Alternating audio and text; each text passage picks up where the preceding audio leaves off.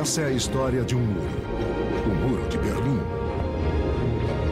É a história de sua construção, dos métodos que uma ditadura usou para manter seus cidadãos cercados numa espécie de prisão.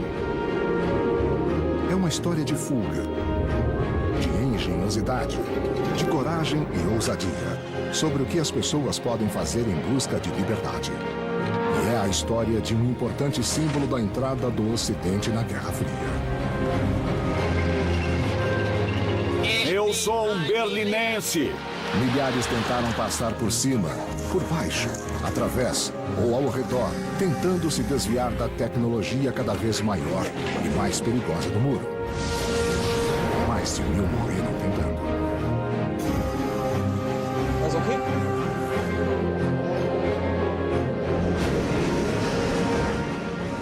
Senhor Gorbachev, derrube agora esse muro. Ele durou 28 anos e caiu tão repentinamente quanto foi erguido.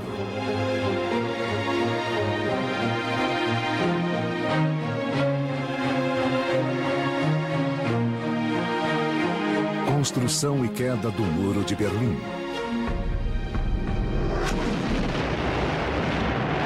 1945. No final da Segunda Guerra Mundial, mais de 55 milhões de pessoas estavam mortas. E a Europa está em ruínas. O Exército Vermelho da Rússia toma Berlim, ao custo de 200 mil de seus soldados. Stalin quer manter a capital da Alemanha derrotada como espólio de guerra. Mas quando as ruínas são limpas, tijolo por tijolo, os russos precisam dividir Berlim com os aliados do Ocidente. Isso acaba sendo uma receita para o desastre. A capital alemã e o país serão administrados conjuntamente pelos 4 aliados vitoriosos em 4 zonas separadas. No oeste, França, Grã-Bretanha e os Estados Unidos. No leste, a União Soviética e no meio da zona soviética. Berlim também é dividida. Stalin se referiu a Berlim Ocidental como um tormento constante da ocupação russa do leste da Alemanha. Khrushchev declarou publicamente que ela era um tumor maligno. Essas imagens de uma doença no corpo político do Bloco do Leste, chamado de Berlim Ocidental, eram usadas pelos líderes soviéticos frequentemente. Em 1948, Stalin bloqueia as passagens por terra para Berlim Ocidental para forçar os aliados do oeste a sair. Americanos e britânicos suprem Berlim Ocidental pelo ar até Stalin desistir. E desde 1949 há 2 estados alemães. Rapidamente, a Alemanha, mais especialmente Berlim, se tornou um ponto de confronto. Na verdade, Berlim serviu para esse propósito durante 40 anos. Foi ponto de confronto não só entre 2 sistemas ideológicos, mas entre 2 centros de poder que lutavam pelo controle da Europa. A Alemanha Oriental, a República Democrática Alemã, junto com Berlim Ocidental, ficaram no meio. A única fronteira ainda aberta é em Berlim. Entre 1949 e 1960, mais de 3 milhões de alemães deixaram o leste comunista em direção ao oeste através de Berlim Ocidental. A população da Alemanha Oriental está encolhendo, perigosamente. Em 1960, 200 mil pessoas fugiram. Até junho de 1961, mais 160 mil já tinham saído. Isso sugava o sangue do país. A frágil economia da Alemanha Oriental precisava de força de trabalho desesperadamente. Os comunistas tiveram medo de que a economia entrasse em colapso. Era cada vez mais urgente fazer alguma coisa que resolvesse o problema que Berlim Ocidental apresentava. Ainda é fácil ir de uma parte a outra em Berlim só mostrando os documentos de identidade. O líder comunista da Alemanha Oriental, Walter Ulbricht, precisa muito de uma solução permanente. Ulbricht era um homem muito determinado. Ele viu isso e começou a forçar a ideia de uma barreira, uma cerca, um muro, chame como quiser, e conseguiu. Então, durante 1960, 61, ele viaja constantemente a Moscou, constantemente telefona, dizendo: é isso que precisamos fazer, é o único jeito de resolvermos esse problema. Ulbricht consegue de Moscou, o centro do poder soviético, a permissão para construir uma barreira. Mas quando perguntado sobre suas intenções, ele mente para a imprensa. Há pessoas na Alemanha Ocidental querendo que mobilizemos os operários da construção da República Democrática Alemã na construção de um muro. Isso está certo? Ninguém tem a intenção de construir um muro. Em Moscou, o premier Nikita Khrushchev vê uma chance de neutralizar os aliados em Berlim ou até removê-los. Khrushchev disse que ter Berlim era como poder apertar os testículos do Ocidente quando ele decidisse, quando quisesse causar dor a ele. Ele só apertou Berlim e criou dificuldades. E há uma oportunidade a mais. Khrushchev pode testar a decisão do novo e jovem presidente americano John F. Kennedy. Kennedy disse: não toque em Berlim Ocidental. E o que Khrushchev e seu colega da Alemanha Oriental Ulbricht concluíram disso foi: desde que não infringamos os direitos aliados em Berlim Ocidental a essa altura, os aliados não farão nada. E tinham toda razão. No início de agosto de 1961, Berlim Ocidental está preocupada em fazer seu festival de cinema internacional, totalmente sem saber do desastre iminente. Tudo leva ao 13 de agosto, no meio da noite, quando recebemos um telefonema dizendo que algo estava acontecendo. Harold Smith é um comandante americano em Berlim Ocidental. Ele foi enviado para dar uma olhada e talvez agir. Vão reformar as estradas? O que estão fazendo com todo esse material? E fomos até lá, claro.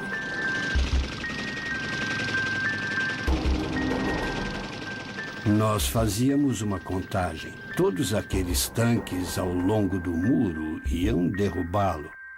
Mas apenas um minuto antes disso, o telefone tocou e era o presidente Kennedy. E ele disse: o representante do Departamento de Estado disse: não toquem no muro. Os aliados só podiam assistir. Um dos soldados do lado oriental era Wolfgang Engels. Nos formamos em combate em 13 de agosto pela manhã. Fomos levados a Berlim de caminhão. Como um batalhão de frente, era nosso dever armar obstáculos para fecharmos as ruas. 77 cruzamentos entre leste e oeste foram fechados na cidade.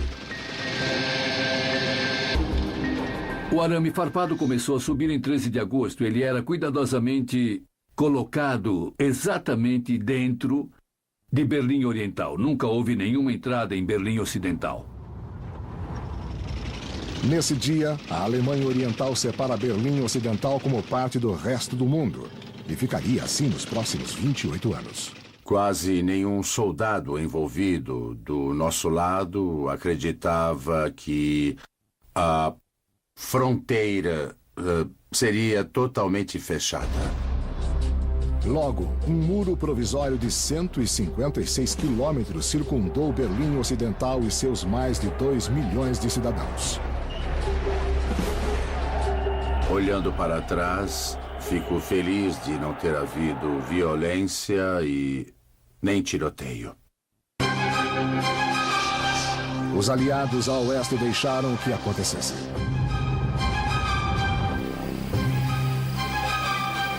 Kennedy claramente tomou a decisão de que protestariam e se oporiam, mas não fariam guerra. Em algumas semanas, uma fronteira mais elaborada é construída em Berlim, tornando a fuga quase impossível. Torres de observação, um muro de 1,80 m com arame farpado no topo, obstáculos de concreto para bloquear veículos. Uma cerca mais atrás e entre eles uma faixa. Uma área livre para que atirassem. E aí começa a propaganda de guerra. Camaradas alemães com o uniforme da Volkspolizei. Vocês ficam aqui dia e noite em barreiras de tijolos. Vocês não são bobos.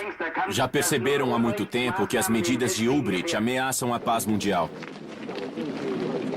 Milhares de amigos e famílias estão divididos. Os berlinenses estão desesperados. Mas os Estados Unidos não se preocupa tanto.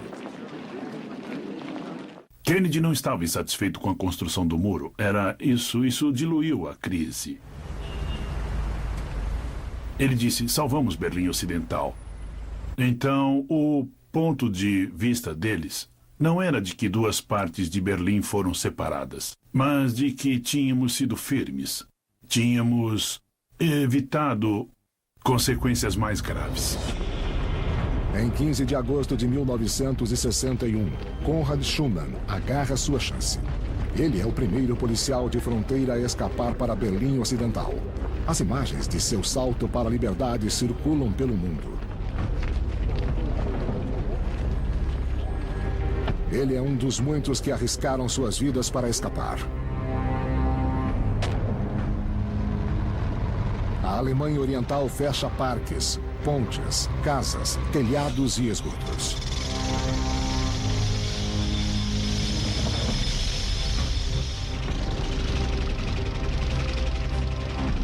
Operários e soldados entram nos esgotos para instalar barreiras e os primeiros 200 que entraram lá desapareceram.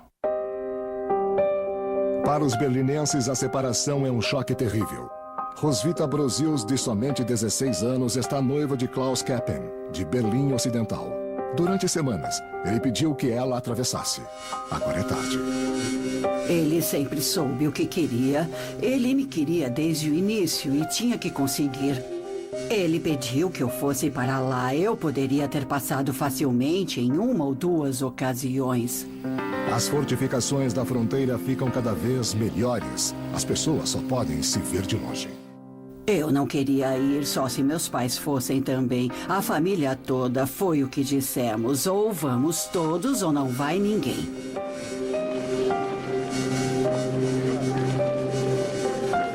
Foi decepcionante. Mas ninguém sabia como ia ficar, o que viria depois. Ninguém sabia que a fronteira ia ficar tão forte assim. Mas Klaus ainda tem um plano para tirar Roswitha de lá. Ele só espera o momento certo. Não será fácil. Checkpoint Charlie. Hoje é uma atração turística, mas um dia foi o cruzamento de fronteira mais famoso e mais movimentado de Berlim, o epicentro da Guerra Fria. Os aliados precisam fazer com que ele continue aberto, mas os alemães orientais estão dificultando a passagem. Em outubro de 61, ainda lutávamos pelo acesso. E um diplomata americano foi impedido de entrar em Berlim Oriental. E isso foi crescendo. Para os americanos é uma questão de princípio. Eles se recusam a reconhecer a Alemanha Oriental como Estado. Eles não querem que representantes armados de nosso Estado carimbem seus passaportes porque eles não têm relações diplomáticas com nossa nação. Segundo o acordo dos 4 poderes, os aliados têm direito de atravessar a fronteira quando quiserem. Eles entraram à força, foram para Berlim Oriental para um rápido passeio e voltaram. E foi aí que houve uma grande crise entre leste e oeste. Os soviéticos mandam seus armamentos pesados para Checkpoint Charlie. Os americanos não perdem tempo em responder. Eles disseram, voltem para o muro, os tanques russos estão vindo. Os tanques americanos correm para Checkpoint.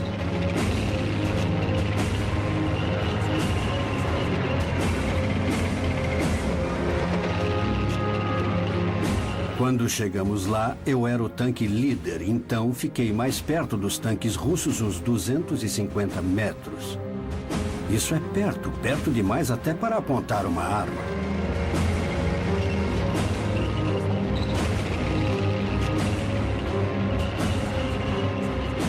Esse foi o encontro de tanques em Checkpoint Charlie que aconteceu em outubro de 61. E, de novo, o presidente Kennedy estava no telefone falando com comandantes em campo. E eu acho que Khrushchev também estava. Eram tanques armados e prontos para disparar. E isso podia ter virado uma batalha facilmente. Harold Smith passa 12 horas na primeira fileira dessa disputa entre leste e oeste. Não tínhamos ordens para atirar. Eles não avançaram. Eu não sei quais seriam as ordens se eles começassem a avançar em direção ao muro. Mas soube que eles tinham ordens de atirar em nós se por acaso tentássemos atravessar o muro. Foi muito, muito tenso. E se alguém dispara por acidente? Meu maior medo era que alguém pudesse disparar acidentalmente. Se alguém atirasse, acho que seria o início da Terceira Guerra Mundial. Eles ficam frente a frente por 16 horas. A coisa foi toda resolvida calmamente nos bastidores, claro. Nem Khrushchev, nem Kennedy queriam uma guerra. Isso era basicamente Ulbricht fazendo joguinhos. Ele era a parte fraca que ficou forte porque todo mundo precisava que ele sobrevivesse. E Khrushchev, no final, o desautorizou dizendo, tá bom, chega de fazer joguinhos. Eles encontraram um jeito dos dois lados se livrarem. Os tanques recuaram. E foi nesse momento, 28 ou 29 de outubro de 61, que a crise de Berlim praticamente terminou. Mas o muro ainda separa milhares de pessoas. As barreiras continuam a crescer. Agora as pessoas não podem nem se ver. O desespero para fugir aumenta. Uma equipe de jornalismo britânica alertada com antecedência filma uma fuga cronometrada através de um cemitério ao lado do muro. 5 homens estavam a bordo com um aparato formado por 2 escadas unidas. Na hora certa, o fugitivo chega. Stanislas Kofera, um matemático de 25 anos. Ingrid Palisch, de Munique, é noiva de Stanislas e o motivo de sua fuga. Naquela época, quem fugia da Alemanha Oriental arriscava tudo o que tinha. Ele abriu mão de sua casa, seus amigos e estava arriscando sua vida. Uma pessoa desesperada assim está vivendo numa sociedade onde não vale a pena viver. Centenas são presos.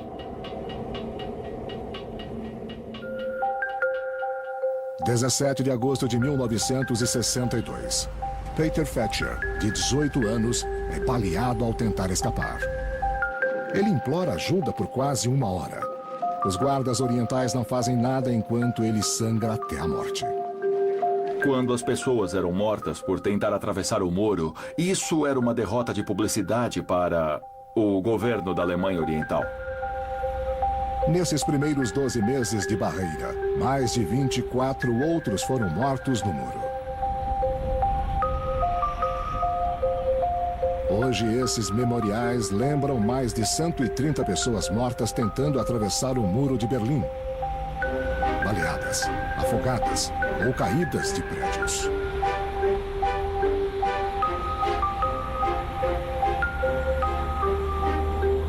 Os guardas de fronteira sempre tiveram ordens de atirar nos fugitivos, mas em setembro de 61, depois que o muro foi erguido, Erich Honecker disse: o muro na fronteira deve ser construído de maneira que haja uma área de tiro para que possamos aniquilar quem viola nossas fronteiras. Prédios próximos ao muro são demolidos para facilitar a localização de fugitivos. Não só em Berlim. Toda a fronteira entre os dois estados alemães está agora maciçamente reforçada para torná-la impenetrável como um muro em Berlim. Uma zona de morte é construída dividindo as duas nações alemãs. Essa aldeia dividida ao meio se chama Modrahot. As pessoas a conhecem como Pequena Berlim.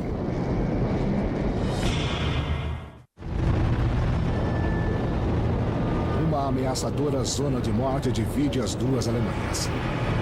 Essa fronteira de 900 quilômetros, mais o muro em torno de Berlim, eram conhecidos agora como a barreira de proteção antifascista. Ela exigia uma força enorme de 30 mil guardas de fronteira.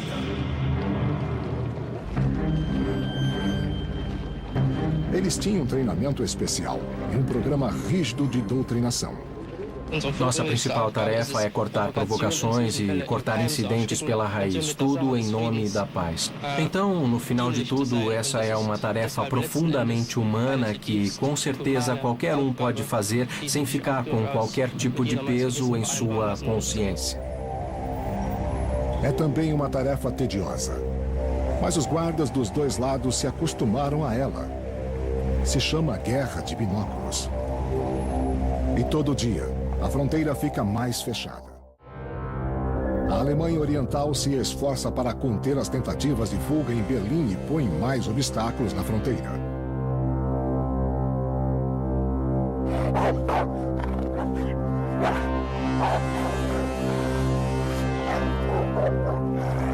E há também incentivos aos guardas. Os construtores do Muro de Berlim reagem a cada tentativa de fuga com um aumento de suas defesas. Nos anos seguintes, eles substituirão os pedaços finos de concreto por placas de concreto e aço em forma de L. Cada uma com 3,60 metros de altura, pesando 3 toneladas. Um veículo que bata no muro sobe da base da placa e seu próprio peso mantém o muro de pé. O muro agora se tornou uma peça do jogo da Guerra Fria.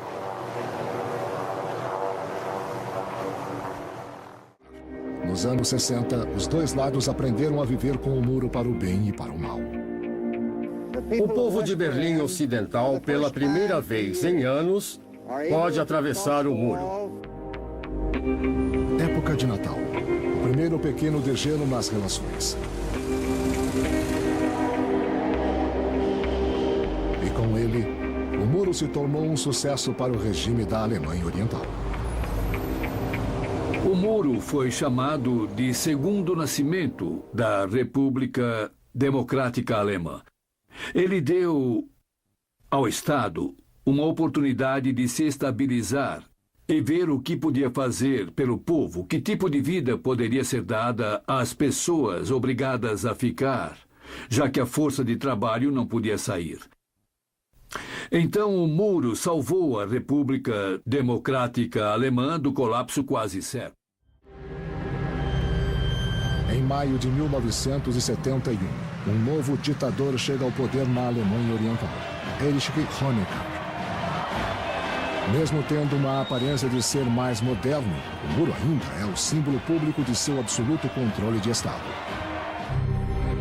900 quilômetros de fronteiras entre as duas Alemanhas, com mais de 1.000 torres de observação e 50.000 guardas. 60.000 metralhadoras conectadas a armadilhas.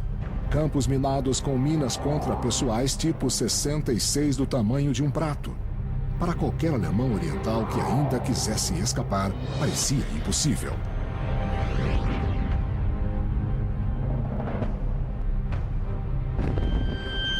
E a Guerra Fria está esquentando. Nos anos 70, a União Soviética posiciona mísseis nucleares na Alemanha Oriental. Os americanos planejam fazer o mesmo na Alemanha Ocidental. Poucos políticos na Alemanha Ocidental acham que a Alemanha vai se reunificar, pelo menos não nas próximas décadas. Na Alemanha Oriental, Honecker se beneficia da rivalidade entre as superpotências. E as coisas melhoraram na República Democrática Alemã. Ela se tornou a vitrine do mundo socialista, uma prova de que o consumismo funciona. Geladeiras, máquinas de lavar, televisores. Em outras palavras, o início de uma prosperidade modesta começou a ocorrer em meados dos anos 60. Com a população estabilizada, a parte instruída da população não saía mais da Alemanha Oriental. Você tinha uma situação em que as pessoas sentiam que a vida não era tão ruim. O regime também se sente seguro. Eles e o Estado estão muito bem protegidos. Todo jovem tem que servir no exército do povo. Eles encaram o inimigo ocidental e seu próprio povo que queira cruzar o muro. Em Berlim Oriental, o líder comunista Erich Honecker completa o próximo estágio do muro. Maior, mais largo e mais assustador. Porque 1.000 pessoas ainda escapam todos os anos. O muro foi construído para ser permanente, intimidador e mortal. Placas de concreto em formato de L pesando 3 toneladas com um cilindro de concreto impossível de se escalar em seu topo. A maioria das pessoas desistiu de pensar em fugir, mas não todas. Berlim Ocidental. Liberdade e lojas de departamento lotadas de produtos.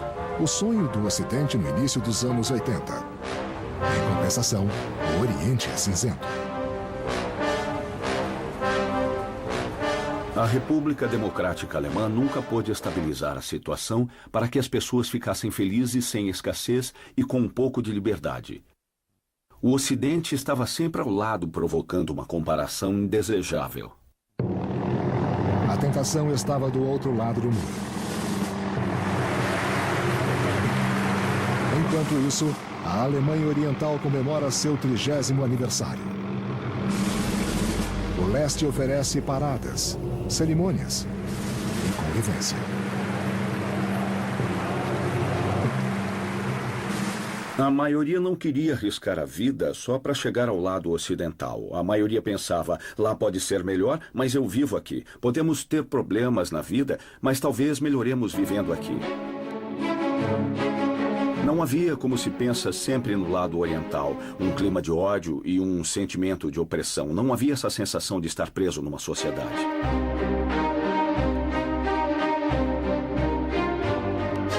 Mas havia uma coisa que eles odiavam. A maioria das pessoas sabia bem que os alemães ocidentais tinham se tornado grandes viajantes. E eles se sentiam mal por só poder ter talvez uma semana no Lago Balaton, na Hungria, ou talvez uma viagem à Praga. Construir e vigiar o muro arranca uma boa parte do produto interno bruto da Alemanha. Uma fortuna que Honecker não tinha mais nos anos 80. E a fronteira nunca é terminada.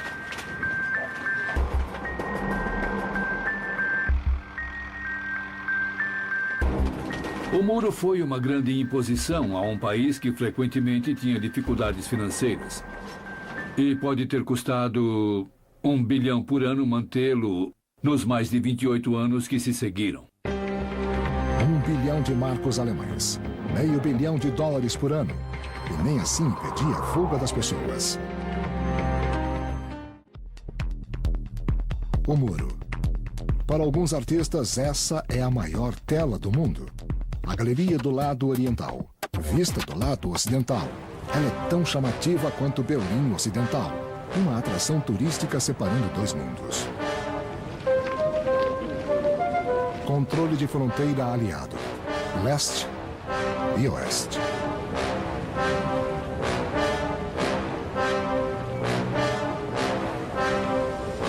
Erich Honecker ainda fala por sua república. Todo mundo tem seu lugar na República Democrática Alemã, independente de seu ponto de vista político ou religioso. As prisões estão cheias de críticos que pensam diferente do regime.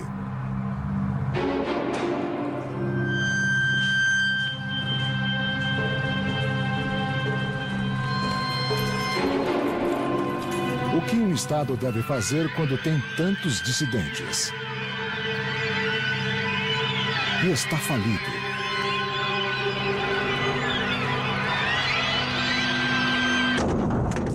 Então, feche um acordo com os alemães ocidentais para vender os dissidentes.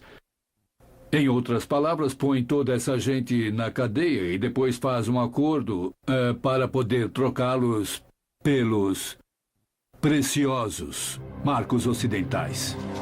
A Alemanha Ocidental compra a liberdade das pessoas por até $50 mil cada. A venda de 35 mil dissidentes ajuda a Alemanha Oriental a fugir da falência. E há os empréstimos enormes do lado ocidental.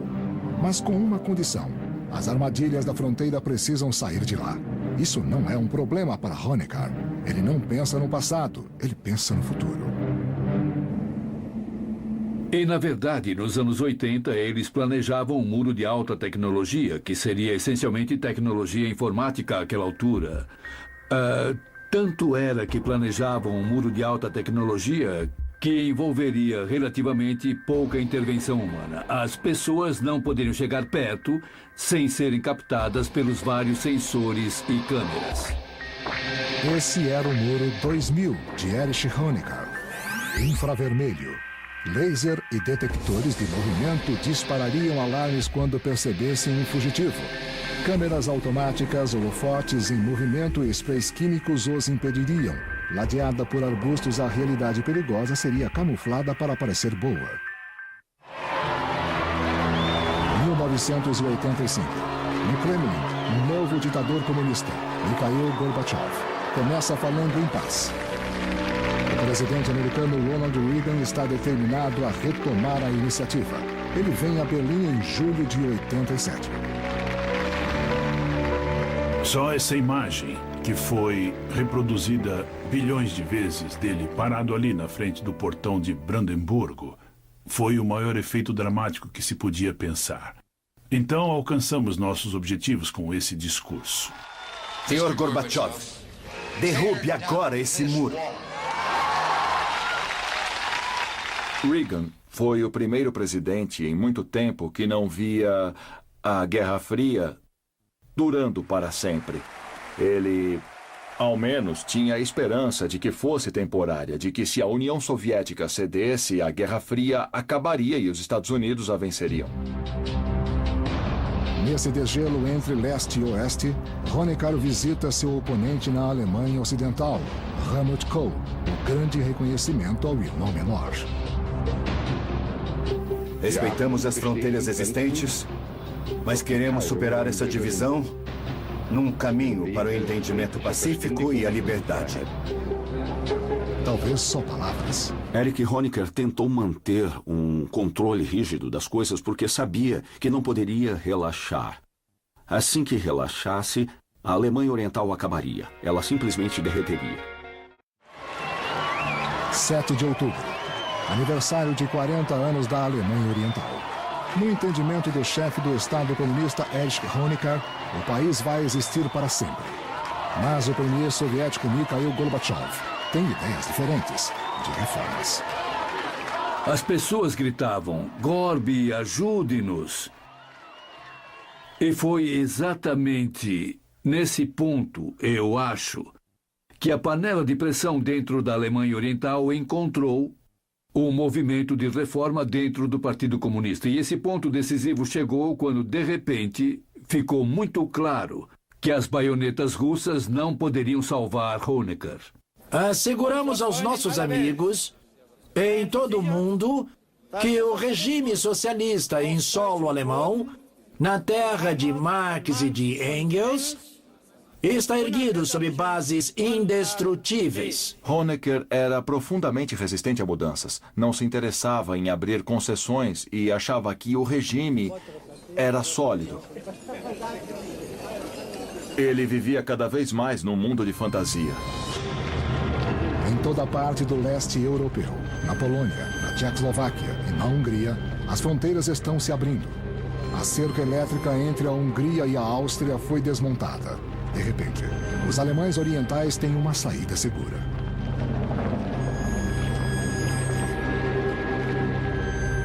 Em todas as árvores havia pregos, e eles penduravam as chaves do carro, de casa neles. Deixaram tudo para trás. Eu vivo numa casa que tem de tudo. Não posso imaginar sair andando e deixar tudo. E foi isso que eles fizeram. Queriam ir embora a esse ponto. O correspondente da rede CBS, Alan Pizzey, na embaixada da Alemanha Ocidental em Praga, onde centenas e depois milhares de alemães orientais pediram refúgio. Fiquem calmos. Vamos atender a todos. Finalmente souberam que a Alemanha Ocidental concordou em aceitá-los.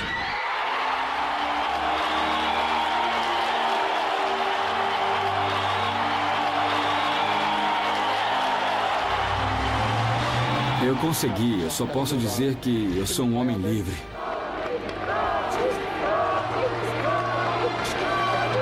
O premier soviético Mikhail Gorbachev se recusa a proteger a Alemanha Oriental.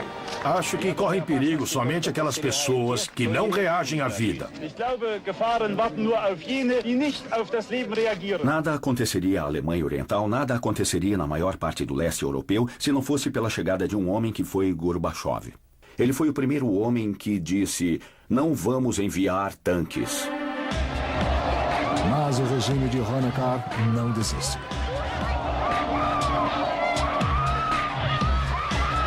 Estamos protestando pacificamente. Não queremos nada de ruim. Acho que foi a maior concentração de gente que eles tiveram. E quando você via aquilo, percebia que lá estavam eles. Não podiam impedir aquilo, não podiam impedir que as pessoas falassem, que se reunissem. E elas não tinham medo de se reunir.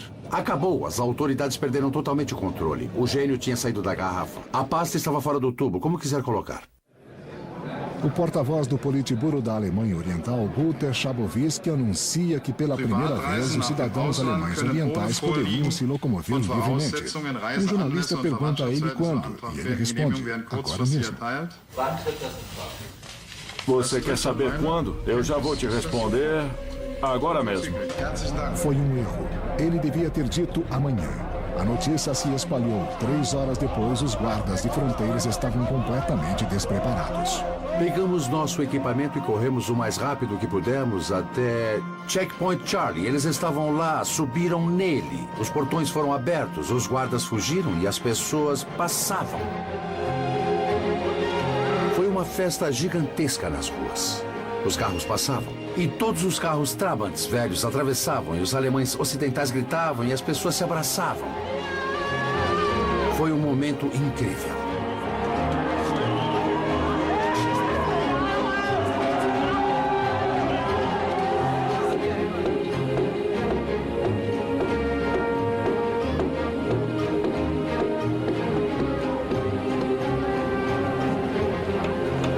Se alguém me dissesse que eu ainda veria aquela porcaria de muro caindo, eu diria que estavam loucos.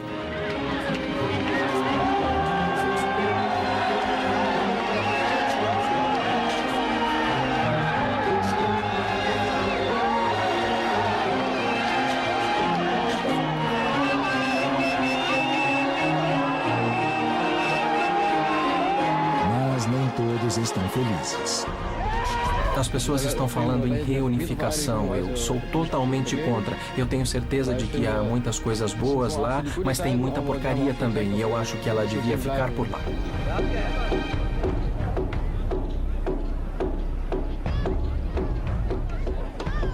A Alemanha Oriental desapareceu como num passe de mágica, um passe de mágica desagradável. E eu acho que essa é minha maior fascinação com aquilo. Parecia artificial na época e agora virou uma cortina de fumaça apenas num período de alguns dias ou meses. Em 3 de outubro, um ano depois da queda do muro, a Alemanha foi reunificada. Isso significou o fim do comunismo.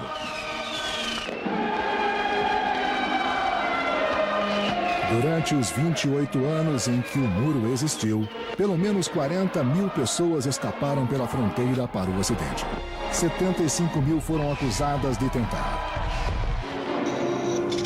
Mais de 1.300 morreram, ao menos 136 somente em Berlim. Mas o leste acobertou muitas mortes. Portanto, o total exato ainda não é conhecido.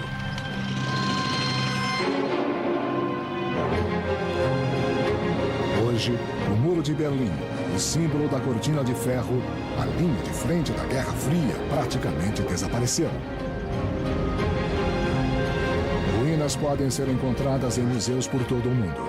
Alguns pedaços se tornaram recordações. Mas a maior parte do concreto e do aço que formaram o muro foram reciclados para ajudar na reconstrução da Alemanha, o país que um dia foi dividido.